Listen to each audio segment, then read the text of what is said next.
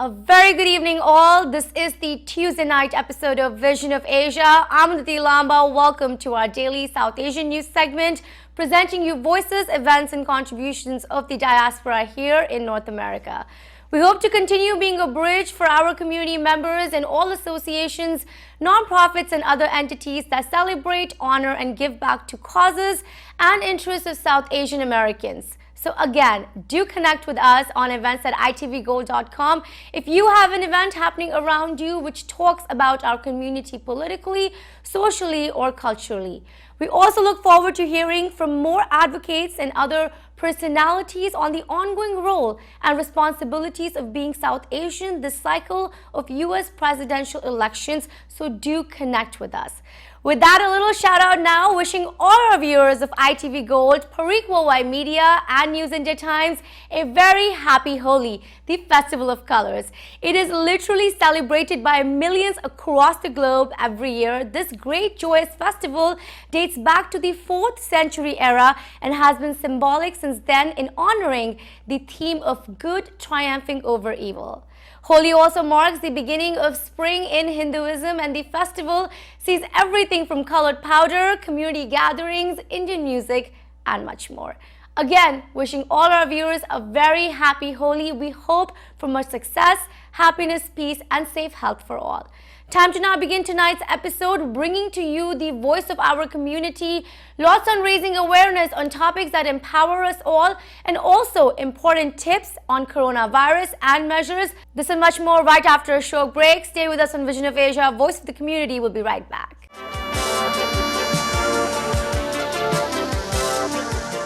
And welcome again. I'm Aditi Lamba and you are watching the Tuesday night episode of Vision of Asia. Starting our stories for the night, let's begin by taking a look at an ITV Gold exclusive featuring our chairman, also one of the most reputed and leading medical professionals in this country, Padma Shri Dr. Sudhir Parikh, on coronavirus, its tips and preventative measures. At our ITV Gold studio, Padma Shri Dr. Sudhir Parikh addressed as well as reflected upon various questions and concerns that were emailed to us via events at itvgold.com, with much on the exact preventative measures to be taken to the age groups who should be more careful, as well as more detailing on the coronavirus. Currently, as of tonight, World Health Organization has declared more than 116,000 people that have contracted the coronavirus worldwide, with 4,000 deaths since its surface in China last year. It has now spread to more than 100 nations, with Italy having the highest death toll outside of China. The entire country of Italy has currently been put on a virtual lockdown with a population of 60 million.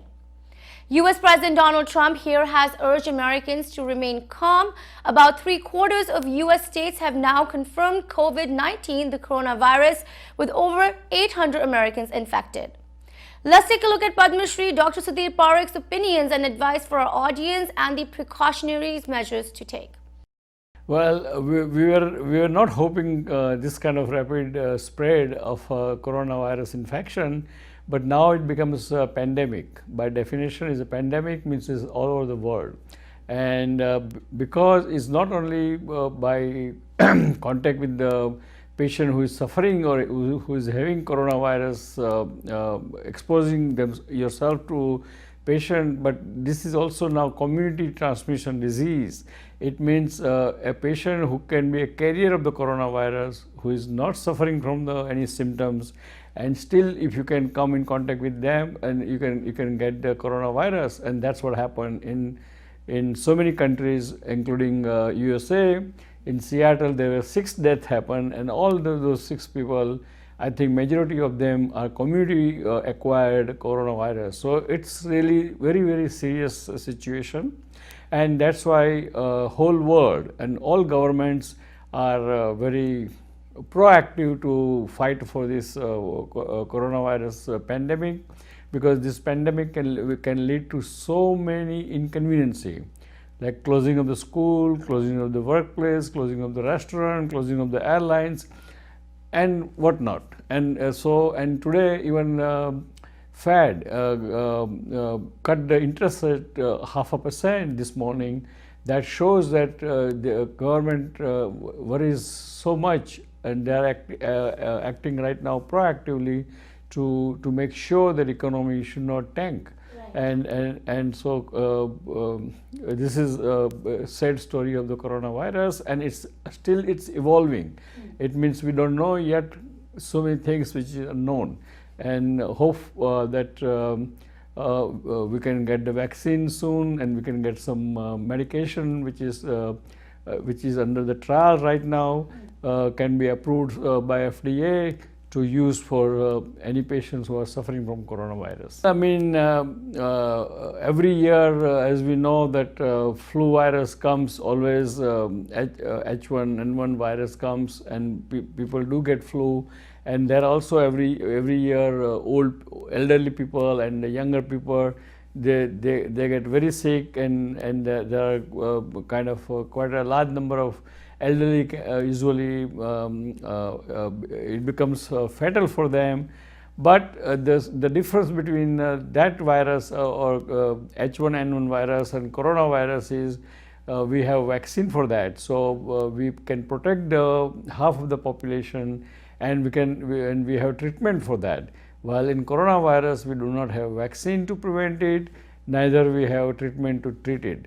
So, and unfortunately, the symptoms of coronavirus and symptoms of any cold or flu-like symptoms, they are the same. There is no difference. So, it's challenging for a physician to diagnose or say that, okay, every sneezing or every coughing is not coronavirus, but we have to be very careful if a person is been to out of country or came in contact with the person who was out of country, or even those healthcare workers. So we healthcare worker has to be very careful, and we have to follow certain precautions in our offices while seeing the patient and while treating the patient.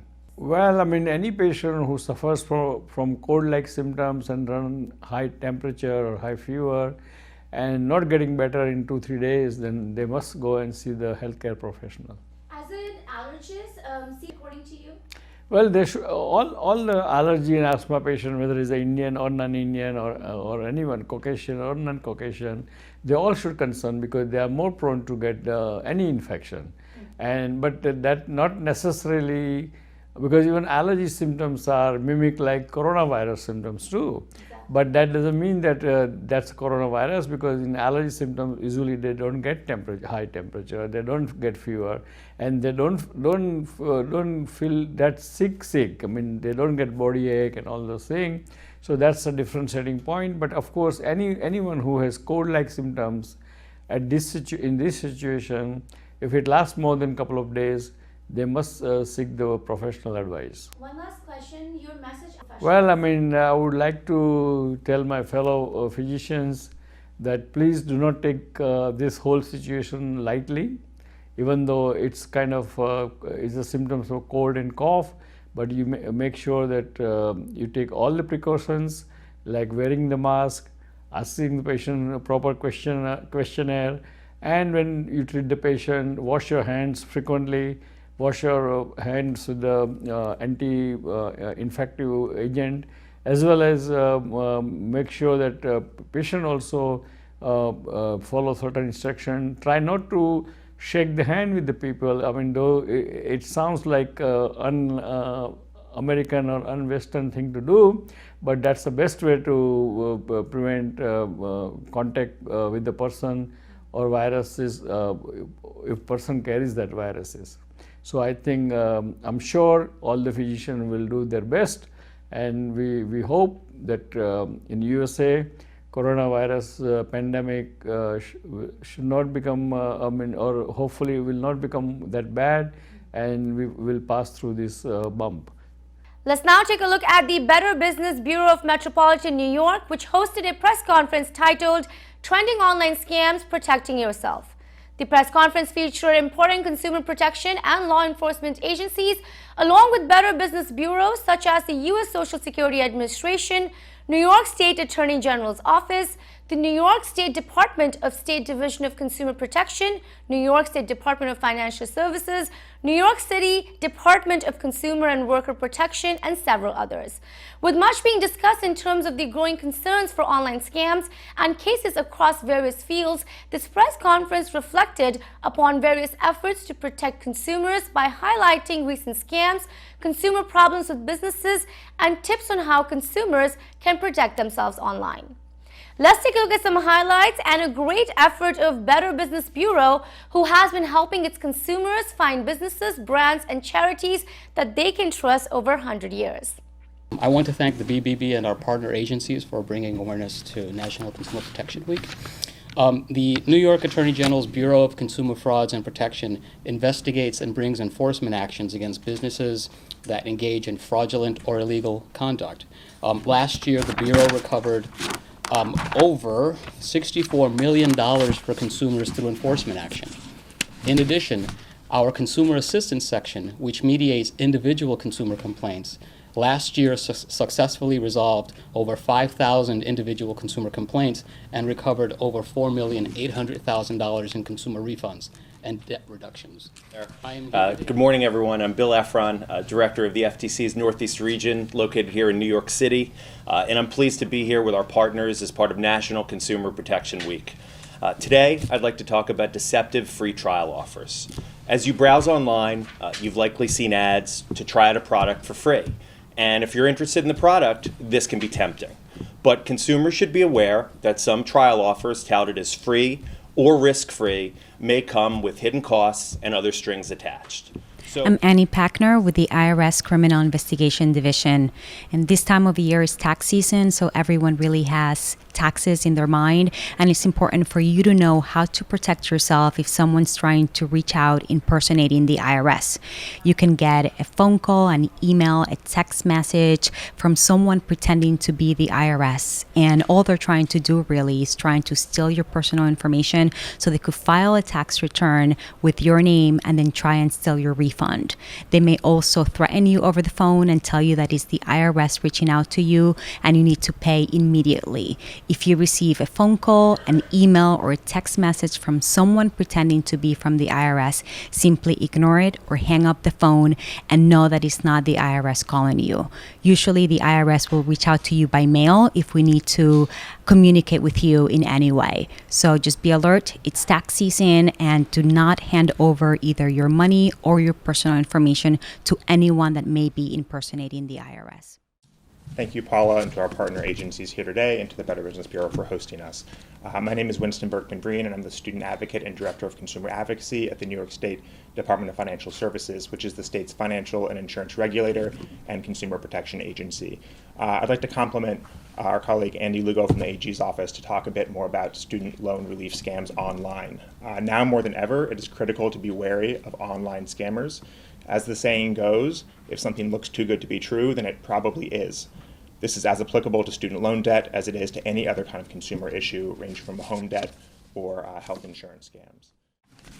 Good morning, everyone. Thank you to Claire and the BBB for bringing us together today. My name is Sandra Bellis. I'm the First Deputy Commissioner of the New York City Department of Consumer and Worker Protection. This is an important week that lets all of us in consumer protection highlight issues that consumers are facing. And last year, we published a report on the lack of language access in the debt collection industry for limited English proficiency consumers. While almost a quarter of New Yorkers are not proficient in English, we found that only a small percentage of debt collection agencies offer translation services. Hi, I'm Paula O'Brien with the New York State Department of State Division of Consumer Protection. We reported today about online safety tips when shopping online, tips to protect your wallet and your privacy. In celebration of National Consumer Protection Week, the Division of Consumer Protection for New York State has been focused on online shopping tips for consumers.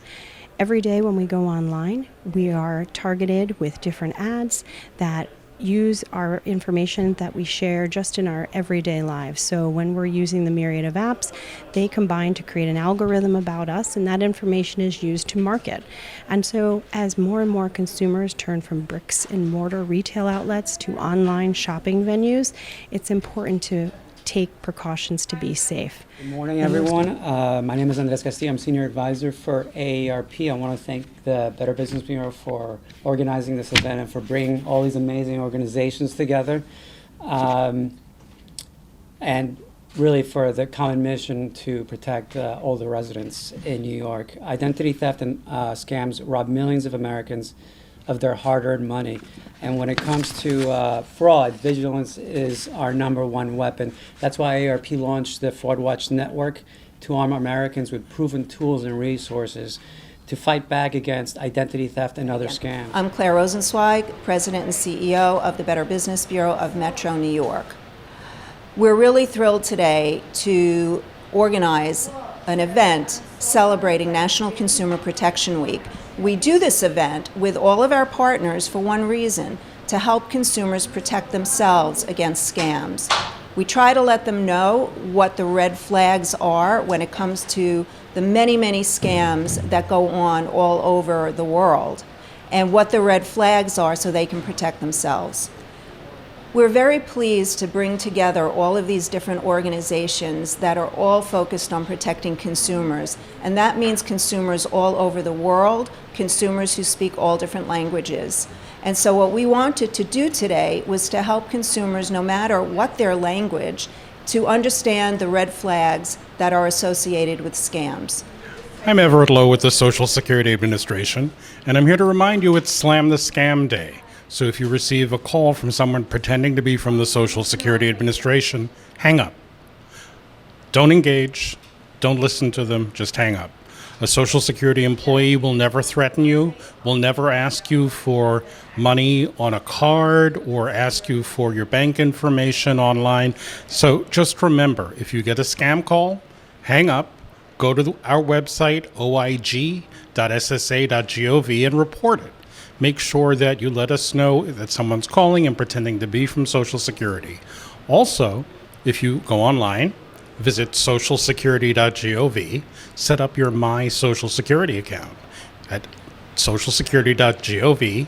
If you're working and not yet receiving Social Security benefits, you can review your annual earnings statement to make sure that you've received credit for all the work that you've done.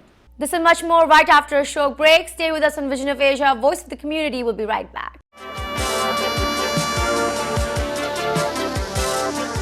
Welcome again. This is the Tuesday night edition of South Asian News with Vision of Asia. In New Jersey, recently a launch reception and conference was held for the Fair Franchising Initiative at the popular Royal Albert's Palace. Commemorating and gathering together South Asians in the hospitality industry, Fair Franchising Initiative is an independent advocacy group of franchise hotel owners highlighting most crucial issues of our time: sustainable hotel franchising, profitable growth, and well-being of the hospitality ecosystem. The hotel franchise ownership has been an important part for vendors, customers, and small business owners, and hence this new initiative aims to take forth this message and bring more resources as well as networking among South Asian hoteliers. Let's take a look at the launch of the reception of Fair Franchising Initiative.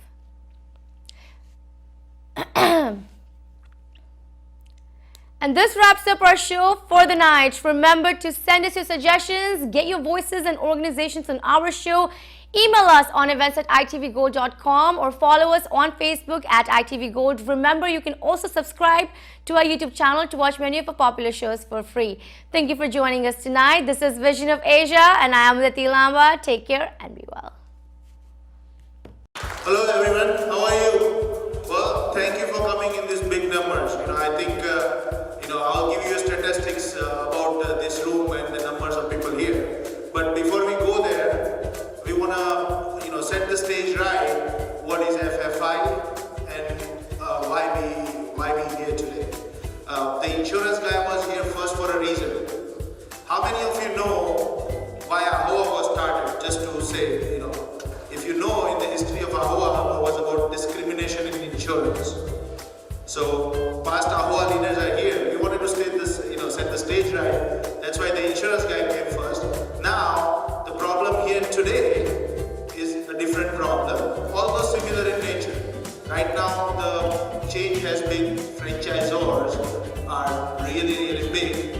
they grew on behalf, on back of our members' hard work and our employees' hard work. Not only our members, but our employees' hard work. Now, what is the state of the franchising today in hotel industry? So that's a focus. Now, we are not here to go to war with anyone. We are here to highlight the problem and engage the hotel owners and try to correct the situation as much as we can.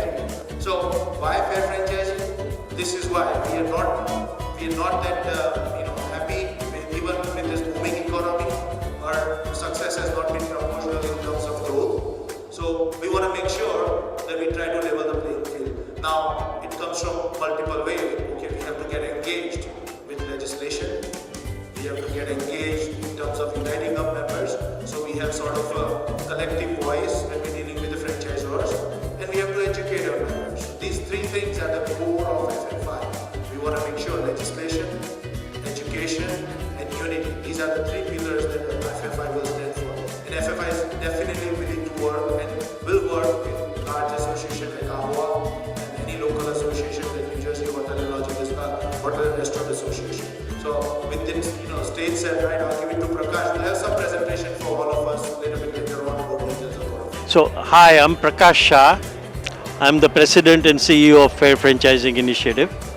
And we have started this organization to level the playing field between the franchisor and franchisee. It's a very important subject.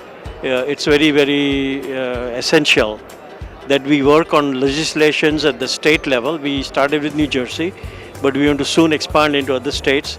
And by this legislations at the state level, we'll be able to introduce a criteria by which the playing field between the franchisor and franchisee, the contract agreement, has to be fair in certain ways. I'm Mahesh Bhagia. I'm the Special Assistant for Mayor Lanky in Edison Township.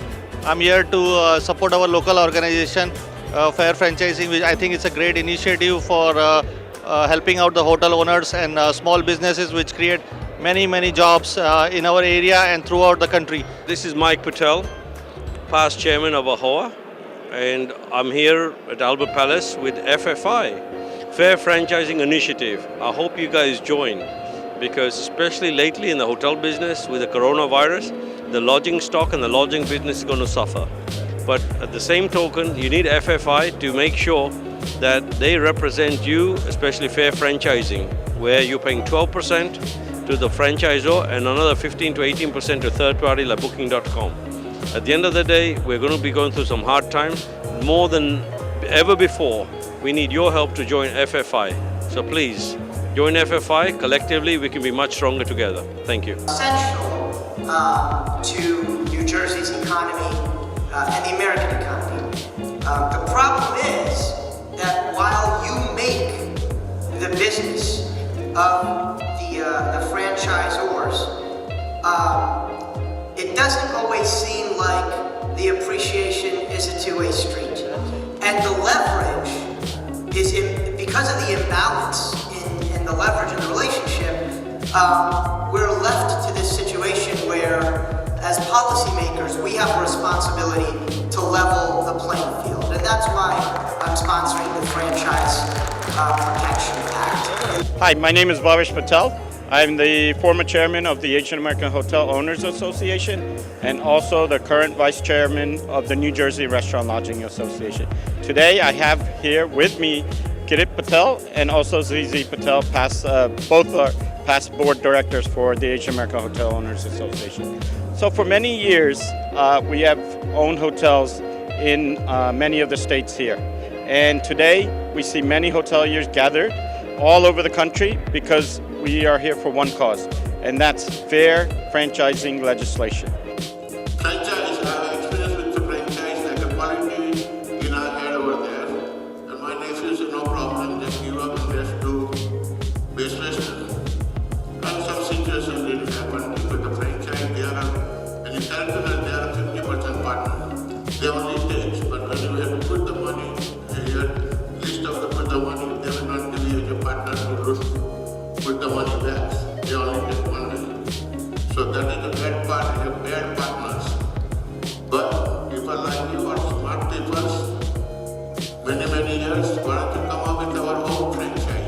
My name is Girish Sheth. I'm from Reading, Pennsylvania. I am here to support the cause for the Fair Franchising Initiative. There are people coming from all over the country, and I think this is a very good organization. Wish him the best of luck, and I fully support this organization. Thank you. We are here to discuss fair franchising. We are all in the hospitality industry, and we are dealing with franchisors who are pushing out unruly standards against the franchisees to comply, which is basically depleting all our profit margins, and it feels that you're basically working for either the lender or the franchisor. There's no money coming home. What do you think? I think you are absolutely right, and that's why we're here, and we want to show the unity to make sure we treat it fairly. Yep. Thank you.